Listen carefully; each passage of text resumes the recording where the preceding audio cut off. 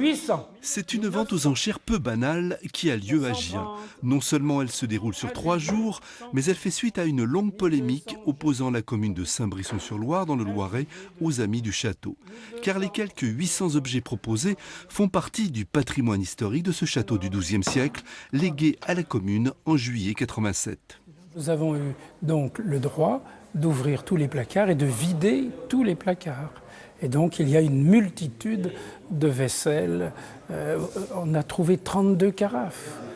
Et c'est pour ça que j'en profite pour dire, ces 32 carafes, eh bien, je tiens absolument à les vendre à l'unité, non pas pour faire un chiffre fort, mais pour que chacun puisse avoir un souvenir du château.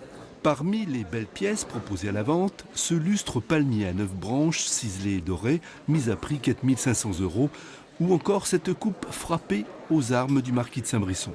Les marquis de Saint-Brisson a commandé à la faïencerie de Gien cette coupe, donc qui est sur ce pied de bronze. Cette coupe, elle a été exécutée, les collectionneurs vont être ravis, par Marois, qui est un célèbre faïencier, et les armes des marquis sont sur le tour de la coupe.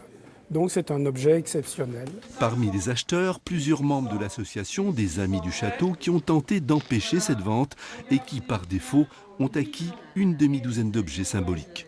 Les objets que l'on vient d'acheter, en fait, c'est en vue de constituer un fonds de collection concernant des objets qui sont intrinsèques au château de Saint-Brisson, enfin qui ont une connotation purement historique, et pour lesquels on les exposera probablement lors de journées du patrimoine, lors d'expositions temporaires, ou éventuellement on en fera don à un musée ou une autre association qui a un caractère purement historique.